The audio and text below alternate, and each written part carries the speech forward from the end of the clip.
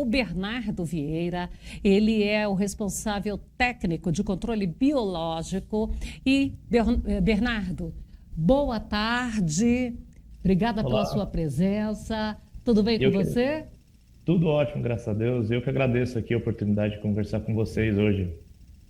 Bernardo, quando a gente está falando de cigarrinha, toda cigarrinha, ela é contaminada ou pode ter alguma cigarrinha que não está contaminada? Essa é uma excelente pergunta, né? Porque a gente imagina que a cigarrinha ela já vem contaminada do berço, né? Mas de fato existe aí um processo que ela adquire esses molicutes, né? Então até a Epagre em Santa Catarina ela faz um trabalho muito legal de monitoramento de quantas cigarrinhas estão infectadas aí com esses patógenos, né? E ao longo do tempo, ao longo das semanas aí, ela vai acompanhando. Só que o fato é que, assim, tem momentos que mais de 90% das cigarrinhas que eles coletam estão infectadas, né? Então, pode ser que elas não estejam, mas a grande maioria ela acaba estando infectada. E nessa infecção, ela pode ter ali o molicute de um jeito, ela pode ter o de outro, ela pode ter só os problemas viróticos e pode ter todos. Pois é, infelizmente ela pode ter mais de um patógeno aí, ela pode estar infectada com mais de um patógeno. Então, assim, antes fosse que ela tivesse somente um e a gente conseguisse monitorar isso ou manejar isso de maneira mais efetiva. Mas ela acaba, e por causa do hábito dela alimentar, né, ela se alimenta de várias plantas aí ao longo do seu ciclo de vida, então ela pode acabar adquirindo molicutes de uma planta e um patógeno diferente em outra planta. Então, ela pode transmitir mais de uma doença, uma mesma cigarrinha. Nesse ano nós estamos com aquela situação, né? Se sai do espeto, cai na brasa. A realidade é essa. Inclusive, por aqui, alguns produtores que iam ter um salvamento da soja, que deixou para plantar um pouco mais tarde, arriscando a sua segunda safra, ou tendo que depois colocar só um sorgo nesta segunda safra. Aí veio muita chuva, ele tinha acabado de dessecar e não conseguiu estar com 15, 18% de grão ardido em alguns lugares, outros até mais. E aí o plantio da segunda safra acabou ficando num período bem chuvoso. Isso contribui para dar uma baixada na população, para diminuir a pressão? Olha, a questão climática, ela de fato influencia muito aí no desenvolvimento da praga.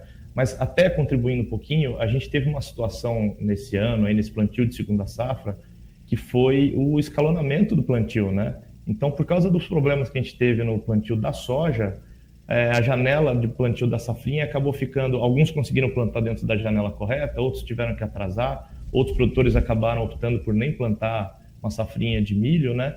E o fato é que a gente teve o quê? Milho em diversos estágios aí durante essa safrinha. E isso contribui demais para a cigarrinha, porque ela vai achar o milho no estágio que ela mais gosta de se alimentar, que é logo no comecinho ali do desenvolvimento, ao longo aí de todo esse período da safrinha. Então isso contribuiu muito para o desenvolvimento dela nesse início, mas de fato, outra coisa que contribui bastante também é a temperatura. A gente está vivendo aí períodos de temperatura intensa e isso faz com que ela consiga fazer ciclos mais intensamente, ela consegue fazer mais ciclos durante seu período de vida. Então isso também aumenta a população dela. Agora a chuva vem para dar uma calentada, né? Porque isso atrapalha muito o voo dela, atrapalha muito ela acaba contribuindo aí para diminuir um pouquinho esse problema que a gente teve durante essa safrinha, né? E com esta situação, chuva e a necessidade de aplicação também traz dificuldade para o produtor, porque às vezes ele faz uma aplicação de defensivo e ali um inseticida e logo em seguida vem uma chuva. Sim, é um problema seríssimo aí, né? Eu digo até que 50% até mais do sucesso do manejo aí dessa praga é a tecnologia de aplicação. A gente tem que ter uma tecnologia de aplicação muito boa para atingir o alvo, né? Então, a maioria dos inseticidas que a gente encontra aí acaba sendo de contato, né? Então, se você não tem uma aplicação eficiente, você já está perdendo a eficiência de controle da praga na saída, na largada. Então, não há inseticida que vá resolver isso, né?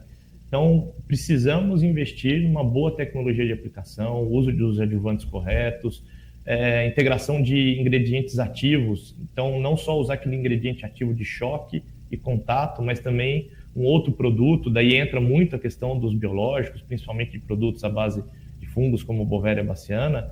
Entra muito para você ter o quê? Um produto de residual. Então, você casar esse produto de choque com produto de residual, isso faz com que você também aumente as chances de sucesso no manejo dessa praga.